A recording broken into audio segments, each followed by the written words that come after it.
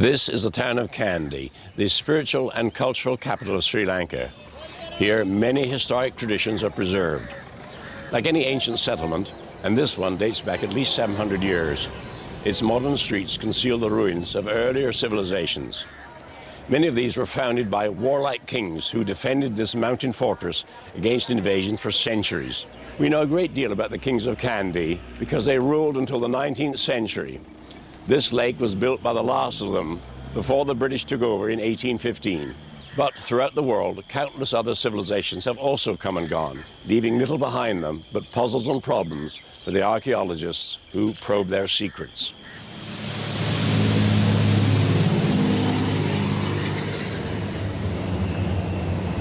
Only 30 minutes by air from Miami Beach in Florida, Bimini calls itself the gateway to the Bahamas.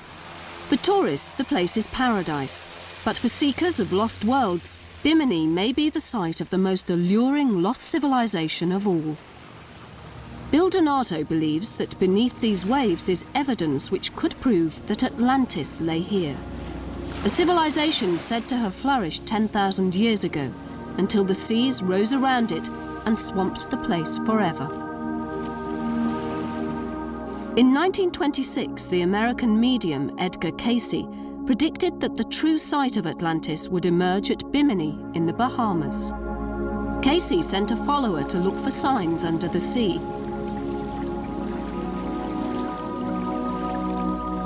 In Bimini, he employed a local fisherman, Pastor Bonefish Sam. Sam gave him all the help he could, but at first without success. One day, Sam suggested they should look in a place he'd known about since childhood.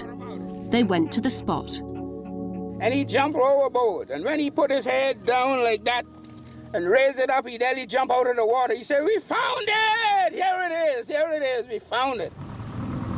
Under the sea was an extraordinary formation. Less than 20 feet down, off the northeast of the island, lies a line of rocks. Its size and shape have earned it the name the Bimini Road. Today, Bill Donato is leading a diving expedition. He's convinced that the so-called Bimini Road will one day reveal its secrets and prove that this really was Atlantis. When you go overboard, the first thing you see is this huge arrangement that looks like a very large underwater pavement with stones intersecting at right angles, dead straight alignments. It's really amazing. It looks very artificial. It doesn't look anything like what the beach rock looks like. I personally think, because of the particular shape, that it is some kind of ancient docking facilities.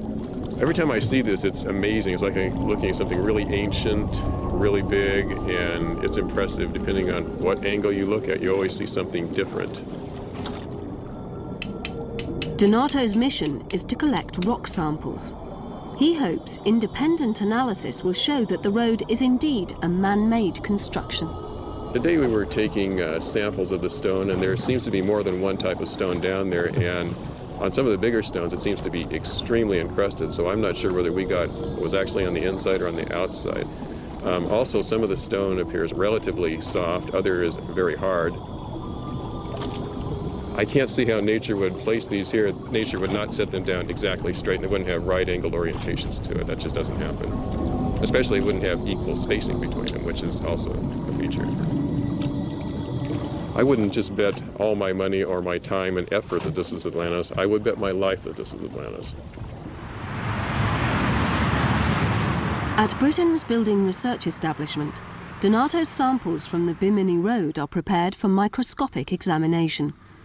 Thin slices of the stone have been mounted on slides for analysis by Kelvin Pettifer. Well, it's clearly from the seabed. If we look at the hand sample, we can see marine growths on there. What we see on the upper edge of this sample is a thin section through these marine growths. Pettifer's examination reveals that the rock is of very poor quality. If anyone had used it to build a road or a quayside, it wouldn't have lasted very long. This is not a particularly good limestone for pavement work, where heavy wear is to be expected. The individual grains, or the allochems as they're called, are bonded together so loosely and poorly that heavy wear rates could be expected very rapidly especially if wheeled vehicles were being driven down there at all, or animals like horses. No, it would wear very quickly and would not be really suitable for a wearing surface. The evidence, as far as I can see, is that it's not a suitable rock for a road, and makes me believe that this is not a road at all. Atlantis is still a mystery to me. I'd love to believe it. I really would, but this is not conclusive proof as far as I'm concerned. Atlantis was described by a Greek philosopher, Plato, in 300 BC. He wrote of an island surrounded by channels of water. It lay somewhere beyond the Pillars of Hercules, as the Straits of Gibraltar were known. He described how Atlantis was swallowed up and destroyed by a gigantic flood. Ever since, the mystery of this lost civilization has enfolded explorers, archaeologists, and mystics. Above the Aegean Sea of Plato's homeland, Greece, the dazzling white houses cling to the edge of a sunken volcano. This is all that is left of the island of Santorini today. The islands nearby form the rim of the volcano's crater, or caldera as geologists call it. Santorini is also known as Thera. It lies 80 miles north of Crete, where archaeologists have proved that a great civilization, the Minoan, did once flourish. Tim Druitt is a geologist who wants to get to the bottom of the story. Beneath this landscape of ash lie older and earlier secrets. In 1600 BC, in the Bronze Age, Santorini exploded. An eruption of this magnitude must have been a truly awesome event, and it's not at all unlikely that it would have been, the memory of it would have been preserved in some kind of legend. The discharge of 30 cubic kilometres of molten rock, at least 3 times larger than the Krakatoa eruption in 1883. So this would have been a truly enormous event, which would have had widespread repercussions in the Mediterranean area. Volcanic dust lay inches thick in Turkey and settled in the Nile Delta of Egypt. Rivers of hot ash hit the sea. Tidal waves crashed down to swamp the north coast of Crete. It was a cataclysm unequalled in human memory. Druitt and his colleagues have been using ground radar techniques to establish the lie of the land before the eruption of 1600 BC. Under the ash and the volcanic rock, they're drawing a picture of the island as it existed more than 100,000 years before. Druitt's biggest surprise came with the discovery of pumice solidified on top of the old island rock. It was found on a cliff face in the caldera and proved that even before the Bronze Age eruption, these steep cliff sides edged a crater. At this location, we're situated about halfway down the present-day caldera cliff beneath the main town of Thera. And this layer of pumice, which is from the opening phase of the Great Bronze Age eruption, lies here upon much older deposits. And between these deposits, which are about 100,000 years old, and the Bronze Age pumice is a layer of soil.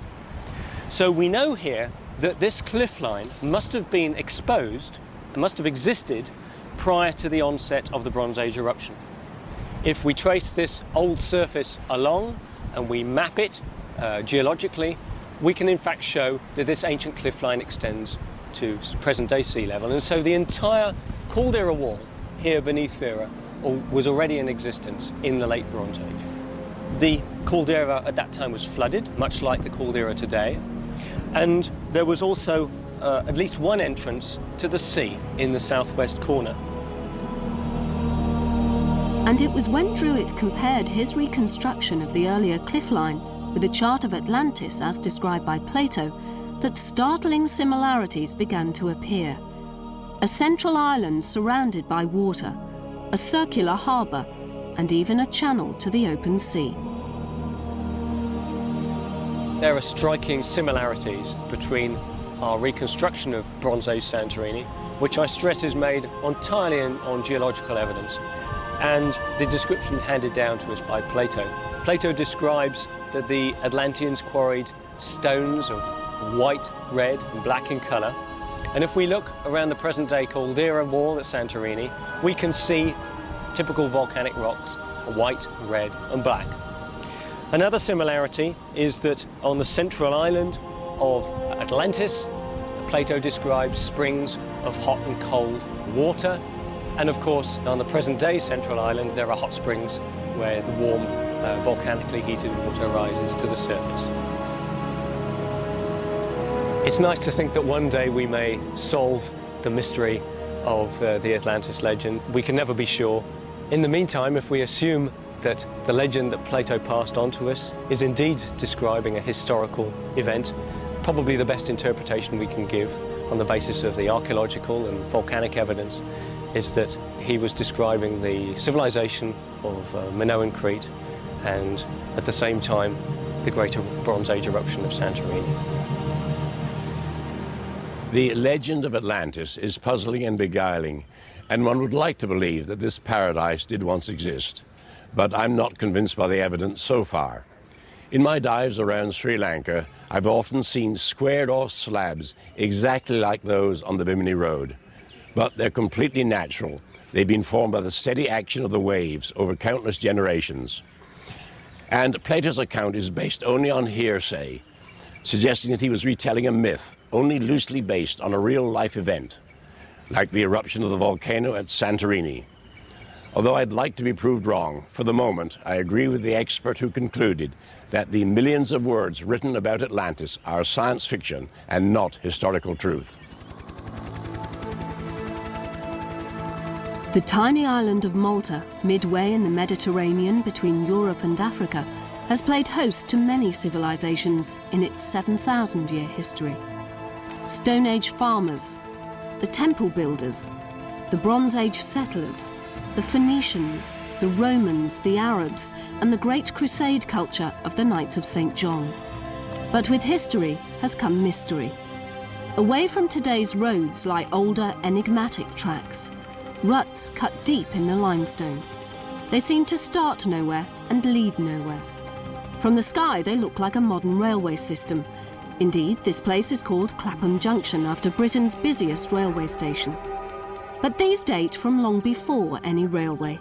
Indeed, so ancient is this mystery that archaeologists and historians cannot agree when the tracks were first created. Professor Anthony Bonanno has devoted years to the riddle of the Maltese ruts. They occur very often in such a great concentration and that they are cut into very hard rock. And then there are some which seem to vanish into thin air. Others are even at the very edge of cliffs, so that someone has actually suggested that some flying objects might have been used. Someone else has even suggested that they were the result of visits from extraterrestrial people. They are so mysterious. Other archaeologists link the ruts with the temple builders. Bonanno believes they date from Roman times. He made a crucial discovery while researching ancient quarries. Whenever I managed to trace a quarry, I found cart ruts associated with them. And to explain the great concentration of cart ruts in this place, I proposed that they are actually associated with a huge concentration of quarries in the area. Bonanno's quarrying theory could explain why so many lines are found in one place. As stonecutters moved along the rock face, each line represents the shortest journey between the quarry and the road. Here, the stone would be carted away to building sites. And Bonanno believes the quarries hold the key to which of Malta's ancient civilizations made the ruts. The clue is in the size of the blocks quarried here. 61 inches by 21 inches. If you look at this whole stretch of rock, you'll find grooves of those same dimensions all over. This is where blocks of that size have been extracted to provide building stone. And from a wall deep in the Roman foundations of the present-day town Medina, Bonanno finds an exact match for his measurements. This firmly links the quarry at Clapham Junction with the Roman town. 61 inches by 21 inches. This is a typical Roman block with those typical Roman measures. This is the solution to the mystery of the cart ruts. It was the Romans who produced them to carry the stone from the quarry face to the road and from the road to the building site. Not everyone agrees with Bonanno's theory. This man, Frank Ventura, has walked all over the island investigating the tracks. He believes they're just simple roadways, but for him, the real mystery is what made them. Ventura carried out a detailed study of the ruts at Nasher. The measurements tell us that the track isn't even, the width of the track isn't even. There can be a difference of about 10 centimeters. So a fixed wheel cart would have stuck in these ruts because the wheels are not that flexible.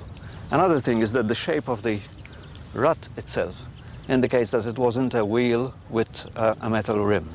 So definitely it wasn't a cart like the Romans used. The two theorists are preparing for an experiment which they hope will prove which one of them is right. Bonanno with his Roman cart theory, or Ventura with a slide car, a platform dragged on two long poles. It needs to be very hard because it has to run over the softer rock and form the ruts that we have been seeing. Ready? 1, 2, 3.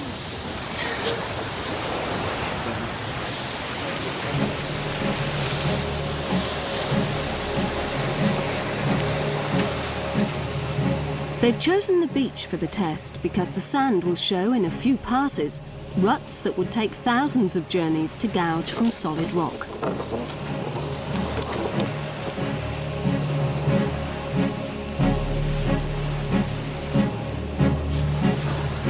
Meanwhile, in the cart corner, Professor Bonanno prepares to make his tracks.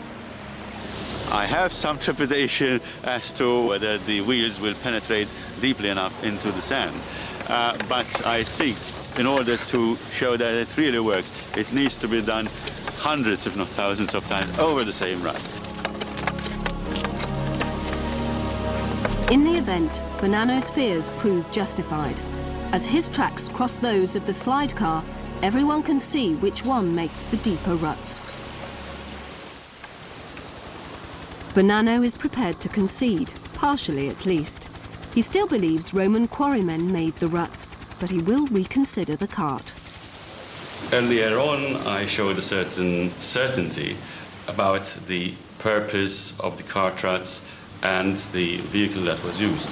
As far as the vehicle is concerned, I would tend to almost concede you in some way a victory. Only slowly do ancient civilizations give up their treasures to the archaeologist's trowel. In the 1880s, a workman in Mexico unearthed a colossal stone head, almost 5 feet high. From time to time, over the century that followed, others just as astonishing were uncovered. Gradually, it dawned on the archaeologists that the swamps of Central America concealed one of the great civilizations of the world, the Olmecs. Above the plains of Mexico, the plateau of San Lorenzo rises like any natural formation. But beneath lie the remains of the Olmec civilization, 3,000 years older than our own. For archaeologist Dan Cyphers, every inch conceals secrets waiting to be uncovered. The Olmec were a very important civilization, the first civilization, in fact, in Mesoamerica, that really set the pace, established many traditions, and started the whole trend of cultural evolution here. To study the Olmecs is to study America's first civilization.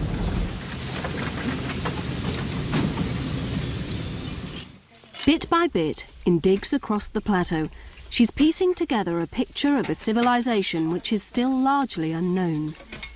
The greatest day of her working life came here a year before. In a ravine, she made a find she'll never forget. The head she discovered was only the 17th to turn up.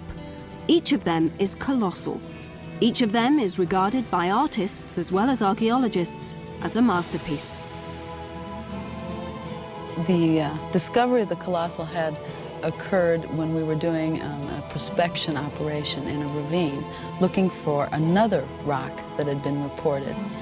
So we never found that rock, but we did find the colossal head.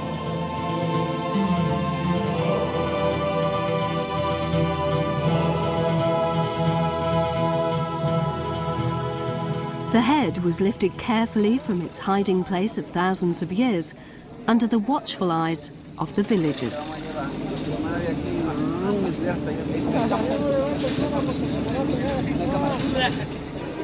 In the village, the men are preparing its new home. It'll be the centerpiece of their own museum. Every other head has been shipped to the capital, but this one is staying here. It's even got a nickname. They noticed that it looked like somebody that they knew, so they called it Tiburcio. Today, it's exactly a year since the head was found. Cause for the villagers to celebrate. I think the most important thing about the colossal heads is that they show an image of a particular person. So even though people in general think a colossal head is a colossal head, and that they all have certain similar characteristics, each one is very distinct. The facial features are very, very individual. The eye of this colossal head very clearly shows the Asiatic-style eye fold. It also shows the cross-eyed feature that is visible in almost all the colossal heads. This was definitely a mark of beauty for the Olmec. The eye is slightly sunken here with bags under the eyes representing the fact that this is an older or mature man. The nose of this colossal head is wide and slightly flattened in the center part. Anne Cyphers believes that each of the heads represents a ruler. Not only does each have a different face, but a different headdress too. This device that comes down the center of the head is a claw, 3 digits, like this. Here you can see the nails, the claws themselves. This probably represents the name of the ruler. Even though the Olmec didn't have writing at this point, these are the kinds of symbols that identify the person represented here. Some people think the features suggest the Olmecs came from Africa, but Anne Cyphers disagrees. She thinks the faces portray the Asiatic features of the American Indians, who first came to the continent over the Bering Strait, which links Asia and North America. The lips vary from head to head, and the nose too. In my opinion, however, I don't think these are African features. I think that what predominates in the heads are Asiatic features.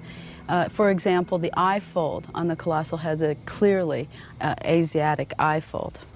So I think, in my own view, that we're not talking about diffusion from another continent to explain the rise of Olmec civilization. Olmec civilization arose here in southern Veracruz. There's really no words to explain the feeling that you get when you see for the first time a face that nobody has seen for 3,000 years. It's just a thrill that cannot be repeated. These stories show how hard it is to reconstruct the histories of civilizations that have flourished and died centuries ago. So it's not surprising that some cranks resort to outrageously implausible theories, often invoking aliens from outer space. How insulting to our ancestors to think that they were incapable of sculpting those noble Olmec heads. Even though their reasons may be inexplicable, we can be sure that human beings, just like us, were the creators of these great works.